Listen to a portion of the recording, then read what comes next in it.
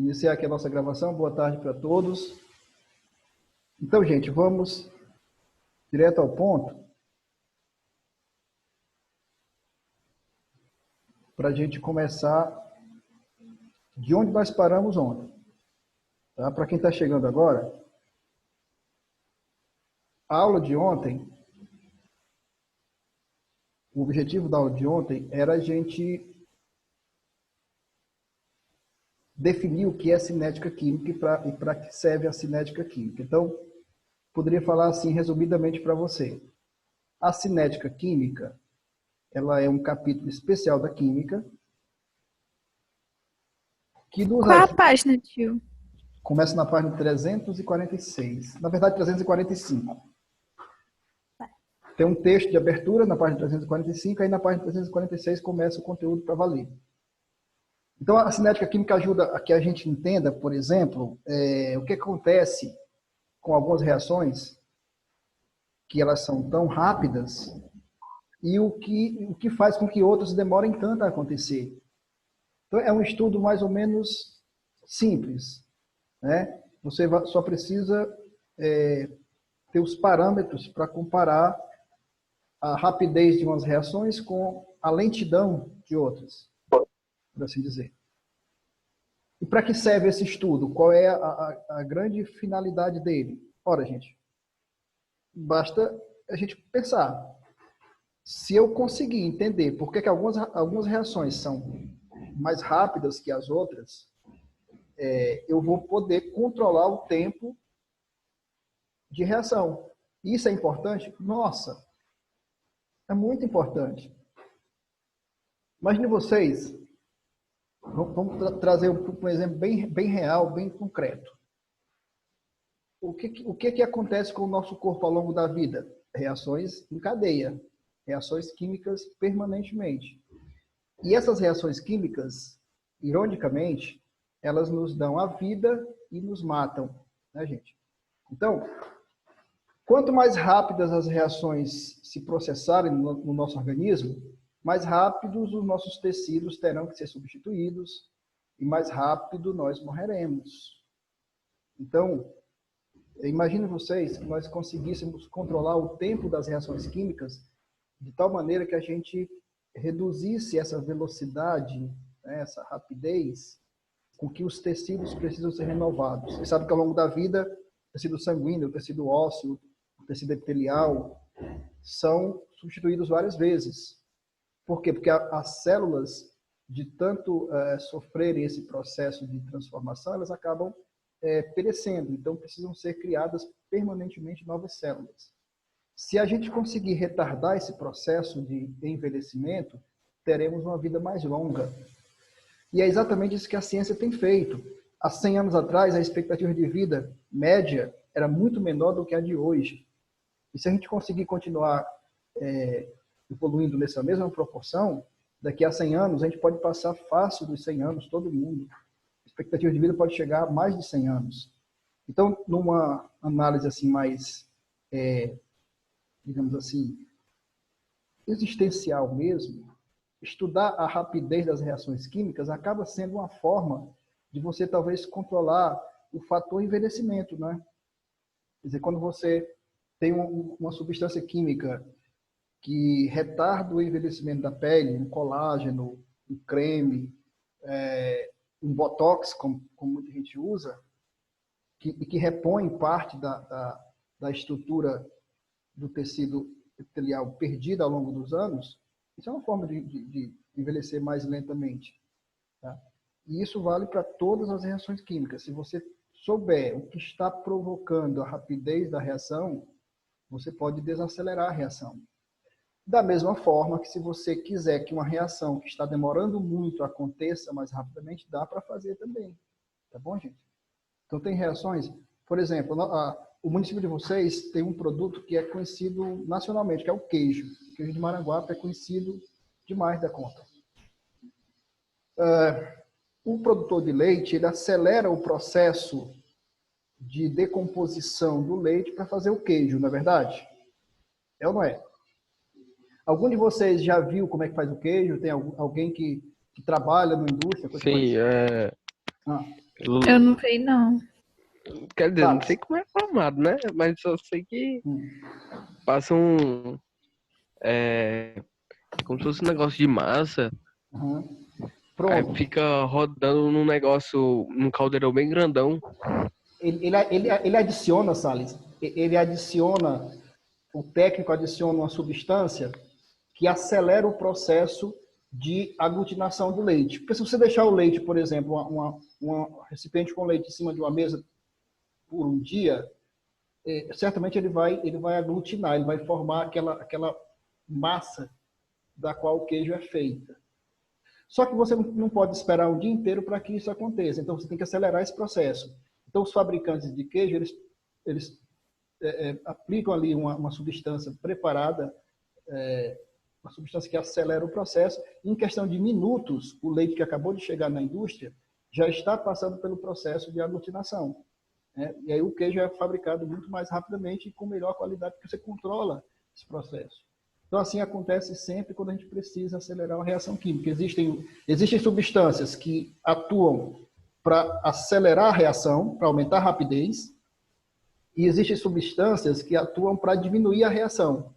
Então, existem os catalisadores, que atuam aumentando a rapidez, e existem os inibidores, que atuam diminuindo a rapidez das reações químicas. Então, esse estudo envolve todas essas particularidades, né? Quem são essas substâncias que modificam a rapidez das reações químicas? Como elas atuam e por aí vai. Então, aqui nós falávamos ontem, esse texto vocês já devem ter visto, sobre a rapidez das transformações e tal.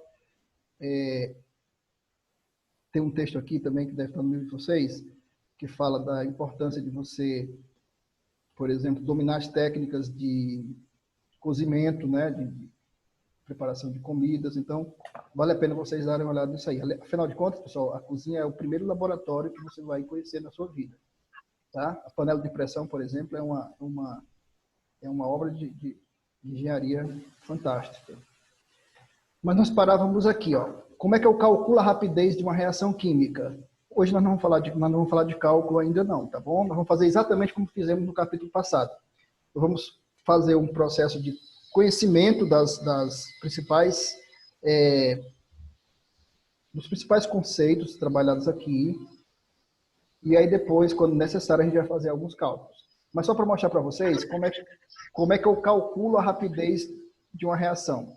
Toda reação química, como vocês sabem, tem a parte dos reagentes, que fica à esquerda dessa seta, e a parte dos produtos.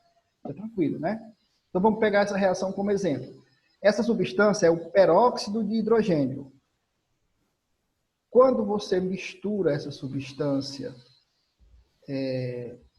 por exemplo, com sangue, ela se transforma em água e gás oxigênio. Professor, como assim misturar com sangue? Imagina que você ralou o joelho aqui, ó. Você ralou o joelho, a imagem é meio feia, mas enfim. Você ralou o joelho, a primeira coisa que se recomenda é que você higienize o local. Então, você geralmente usa água oxigenada, não é? Pois é. Sim. Isso aqui é água oxigenada, tá, pessoal? É peróxido de hidrogênio. Essas bolhas que aparecem no local do ferimento são o gás oxigênio produzido pela reação da água oxigenada com sangue. Tá? Esse gás oxigênio, pessoal, ele tem uma função importante na asepsia, porque muitos micro-organismos patogênicos, como bactérias e fungos, eles morrem na presença do oxigênio. Então, por que se usa a água oxigenada para fazer a asepsia, a limpeza do ferimento? Porque o oxigênio produzido pela reação de decomposição da água oxigenada, ele é bactericida. Só que vocês nunca devem usar isso em excesso. Por quê? Ela tem um efeito nocivo também. Ela compromete a irrigação sanguínea nessa área aqui. Por quê? Porque ela reage com o sangue, ué. Então, ela compromete a irrigação sanguínea e como vai chegar menos plaquetas aqui nesse local, você vai ter uma demora a mais na cicatrização.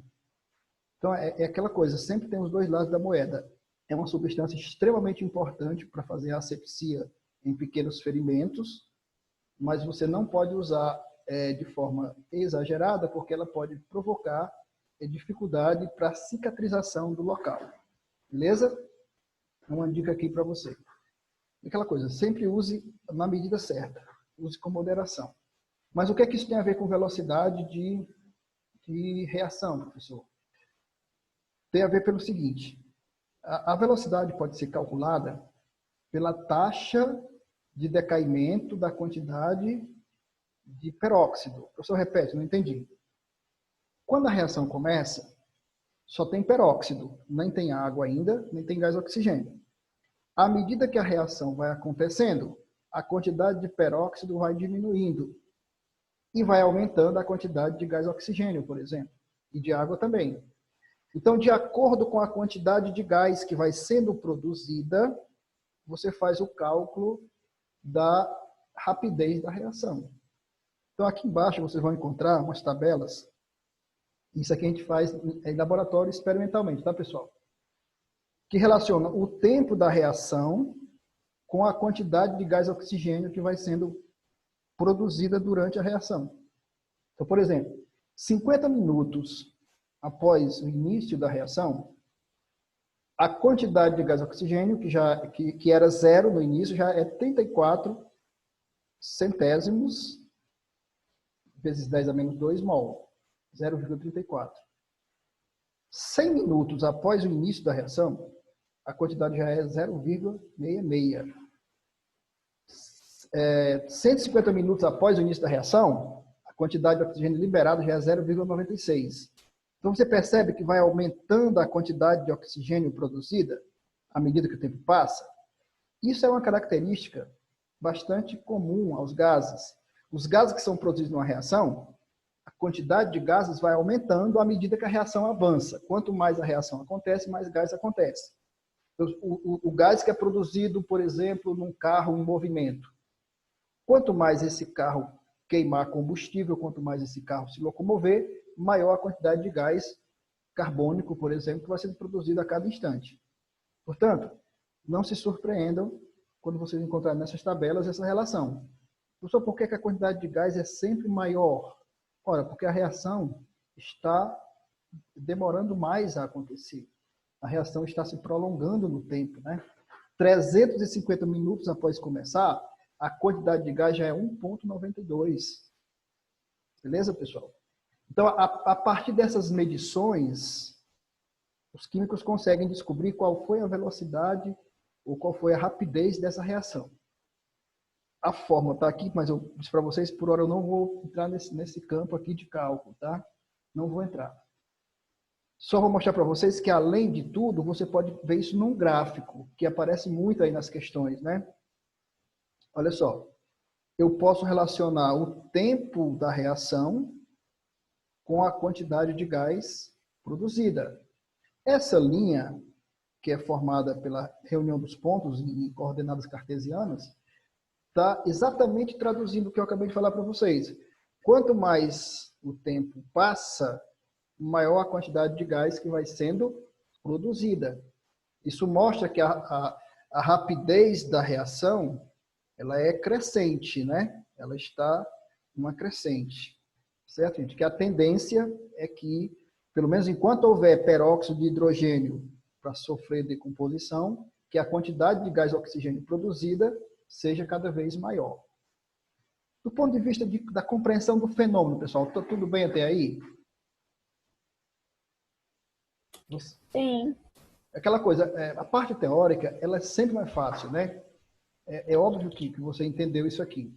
Você está entendendo que a reação química ela é um fenômeno que vai, ao mesmo tempo que fazendo desaparecer uma substância, vão surgindo novas substâncias.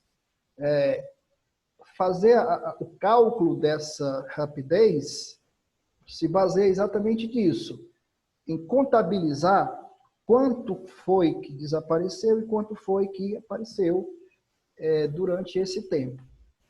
Muito bem. Dito isso, olha aqui, ó. Olha como esse gráfico é interessante. Deixa eu ampliar aqui para vocês até enxergarem bem melhor. Aqui eu tenho a linha azul, representa uma substância que vai diminuindo com o passar do tempo. que é exatamente o peróxido de hidrogênio. Com o passar do tempo, o peróxido de hidrogênio vai diminuindo a sua quantidade. Enquanto isso, a água vai aumentando, porque ela é produto da reação, e o gás oxigênio também vai aumentando, porque também é produto da reação. Então, esses gráficos, eles ajudam a compreender, do ponto de vista qualitativo, o que está acontecendo ali. Uma pergunta que vem aqui é a seguinte: professor, eu entendi que a linha azul representa o peróxido que está diminuindo. Beleza. Que as linhas vermelha e verde representam os produtos da reação. São a água e o gás oxigênio, que estão aumentando em quantidade. Professor, só não entendi porque a linha vermelha é mais elevada do que a linha verde, se ambos são produtos. Então, essa questão eu resolvo aqui na equação balanceada para você. Olha aqui, ó. O coeficiente da água é 2, o do gás oxigênio é 1. Isso aqui é uma situação em que você vai ter que balancear a equação, tá? Sempre é bom lembrar isso. Você precisa saber balancear a equação, porque o que você vai aprender agora, você precisa aprender com a equação balanceada. Já que o coeficiente estequiométrico, como nós chamamos, lá no primeiro ano, da água é 2, que é o dobro da do oxigênio, isso significa, isso sinaliza, isso indica que a água vai ser produzida em dobro em relação ao gás oxigênio. Então, a rapidez de produção da água é o dobro da rapidez de produção do oxigênio. E é isso que está expresso aqui, ó, na linha vermelha, que está acima da linha verde. A rapidez de produção da água é maior do que a rapidez de produção do oxigênio. Tá bom, pessoal? Então, quando falar assim, equação tal, você tem que saber se a equação está balanceada, porque a rapidez dos reagentes e produtos vai depender do balanceamento, tá bom? Tranquilo isso aí? Beleza? Ah, professor, então quer dizer que a rapidez com que a água vai sendo produzida é equivalente à rapidez com que o peróxido está sendo decomposto. Exatamente. Porque os coeficientes são iguais. Então, para cada mol de peróxido que é decomposto, surge 1 mol de água e apenas meio mol de gás oxigênio. Muito importante essa observação para que você se lembre que a equação precisa estar balanceada. Ok, pessoal? Dito isso, uma questão para a gente fechar esse assunto e a gente falar um pouquinho o restante do tempo do tópico 12.2. Imagine que eu proponha para você três reações. A explosão de uma bomba, o amadurecimento de frutas e a fossilização de restos de plantas primitivas. Qual das três vocês classificariam como uma reação muito rápida?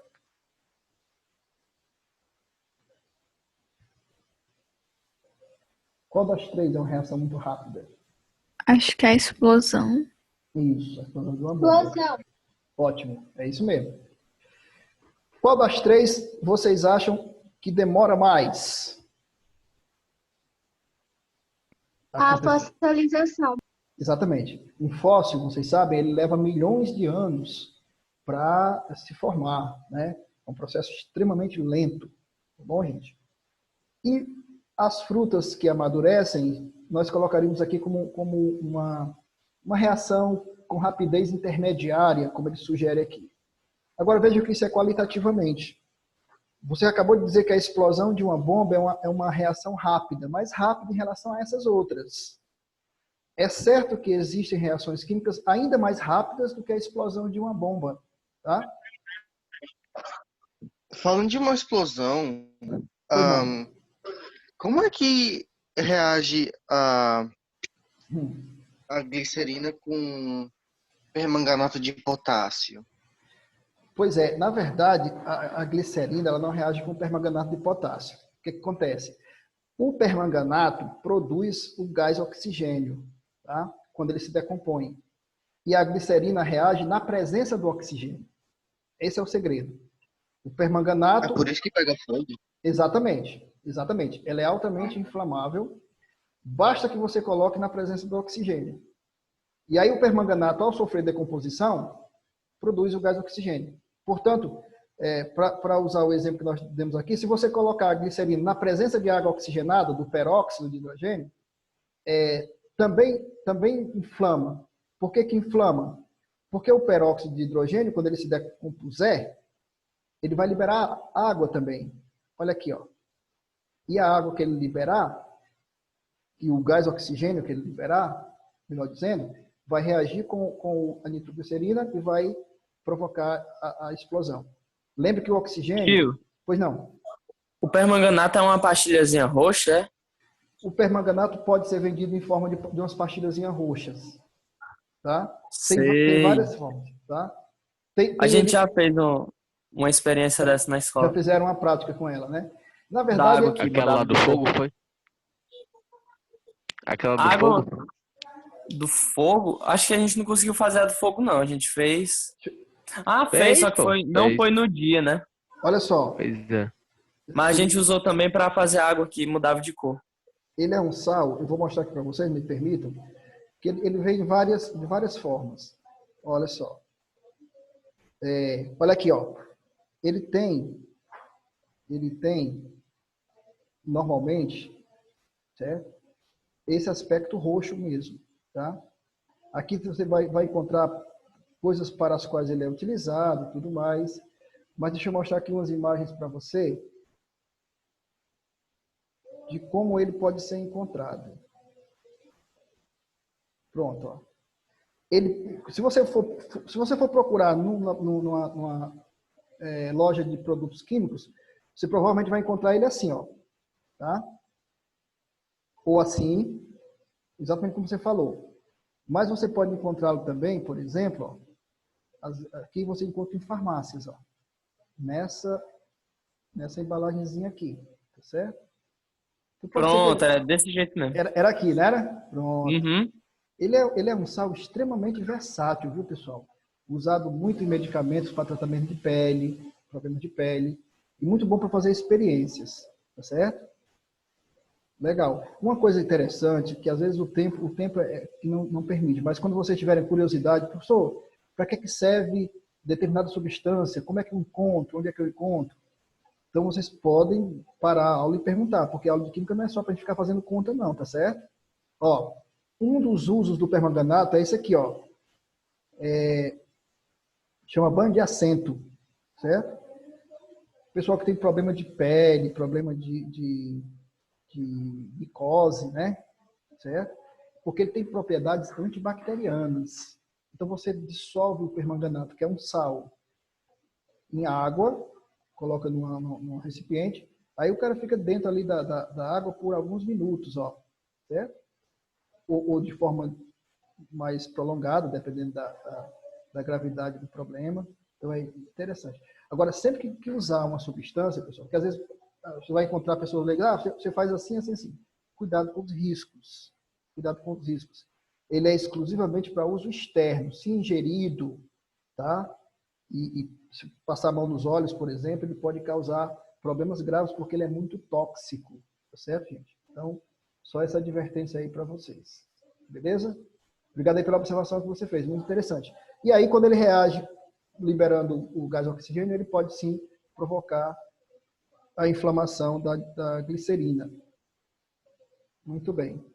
Então, essa primeira parte, como eu disse para vocês, é só para a gente entender essa questão da rapidez. A rapidez de uma reação é relativa. Como eu disse para vocês, existem reações mais rápidas do que a explosão de uma bomba, tá certo? E existem reações mais lentas do que a fossilização de restos de plantas. Quer dizer, para você dizer que uma reação é muito rápida ou pouco ou muito lenta, você tem que fazer um parâmetro objetivo, tá? E aqui tem exercícios para vocês treinarem. Tá bom, gente? Comecem com esse aqui, por exemplo, que é um exercício simples. Imagine vocês que a substância A produz a substância B, uma substância qualquer.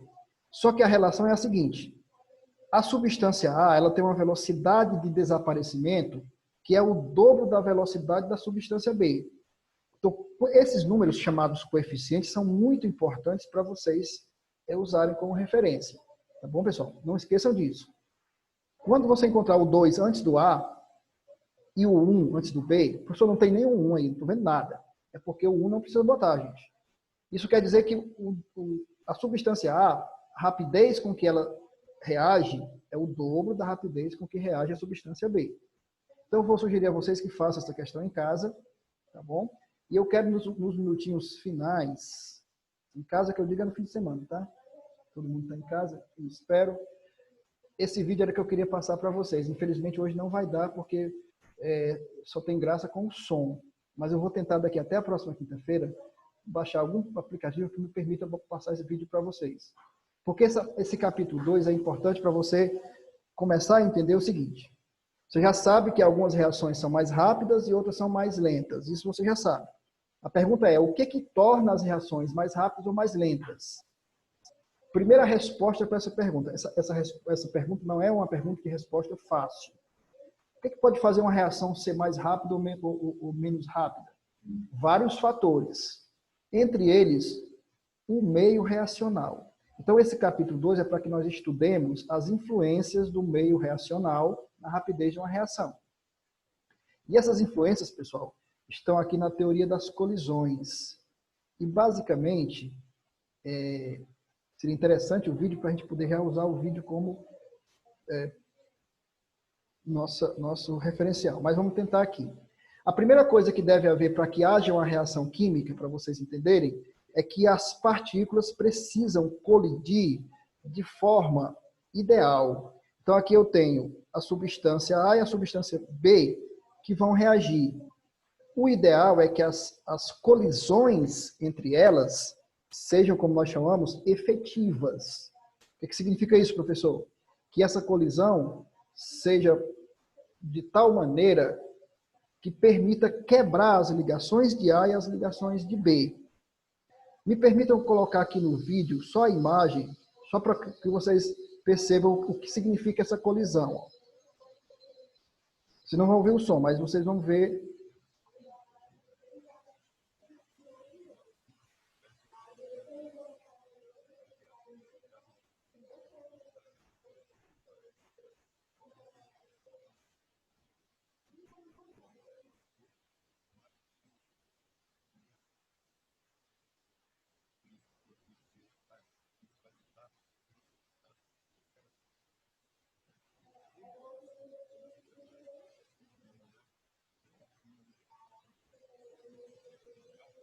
Pronto, pessoal. Vocês não estão escutando o som, mas assim, eu vou fazer aqui mais ou menos uma tradução para vocês. Aqui eu tenho hidrogênio e aqui eu tenho iodo, certo?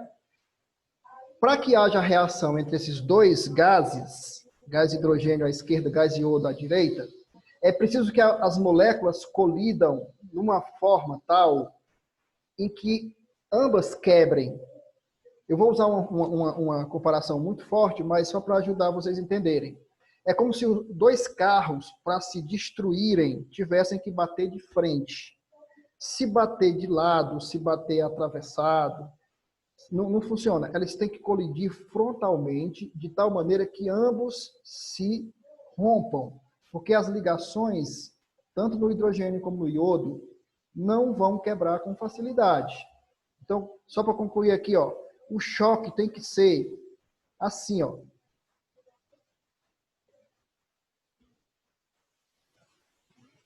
Pronto.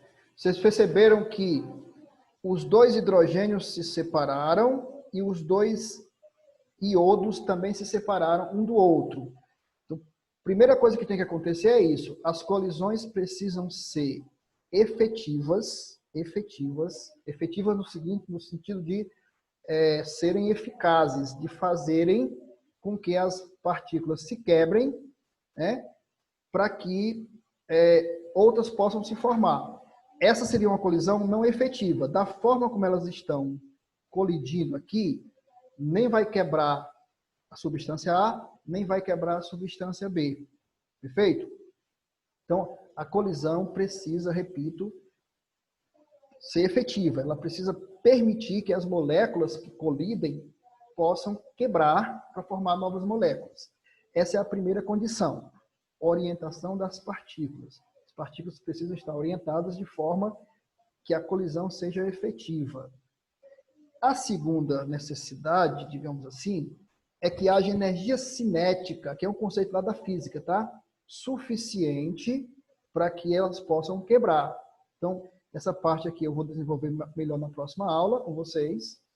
E a terceira condição, pessoal, que nós vamos estudar, porque o tempo já está indo para o final, é que haja afinidade química entre essas substâncias.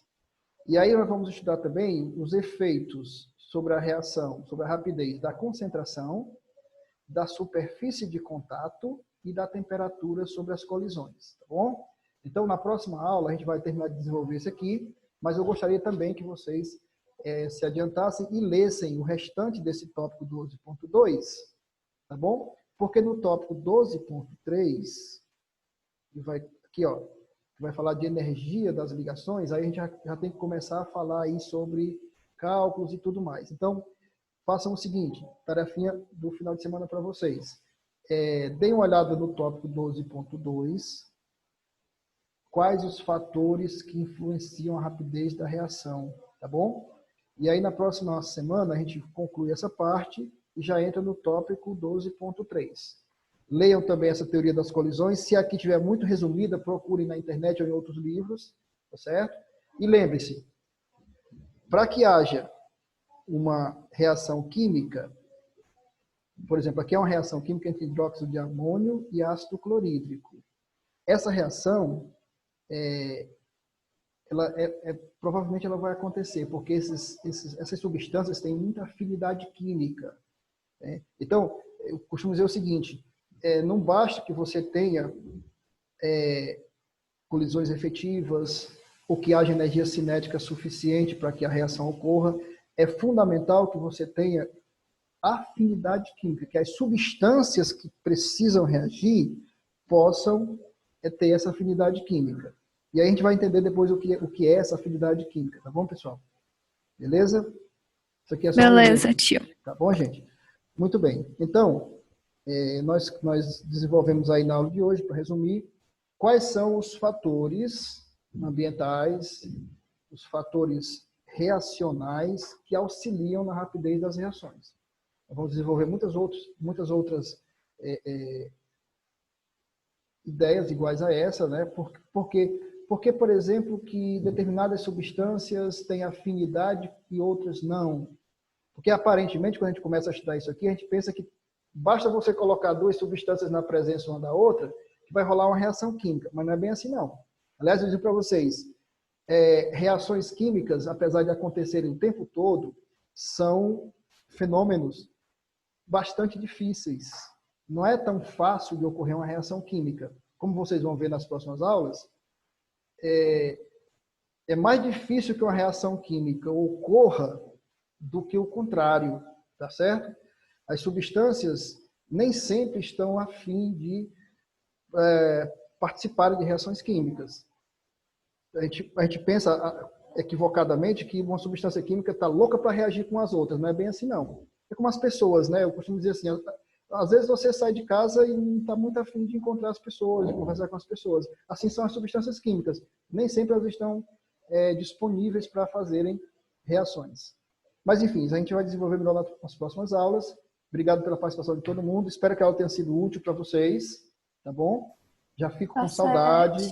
Valeu, Ti. Valeu demais, Salles. Porrazinho aí. Salles, hoje nós Ti, quer um aprendemos... porrazinho aí? Ah, não. Hoje nós aprendemos a fazer queijo. Verdade. Né? Vamos aprender a fazer queijo, viu, Salles? Para a gente abrir uma indústria de queijo em Maranguape, para concorrer com a indústria. Pronto, vai dar bom, menino. Oxe. Vai dar bom, vai dar bom. Vai dar certo. Já temos os compradores aí, ó. Os compradores. Pronto, você vai ser o meu gerente de vendas. Combinado? Pronto. Eu faço uma planilha boa, linda aqui só pro senhor. Beleza. Valeu, garoto. Um abraço, então. Até a próxima. Valeu. Tchau, tchau.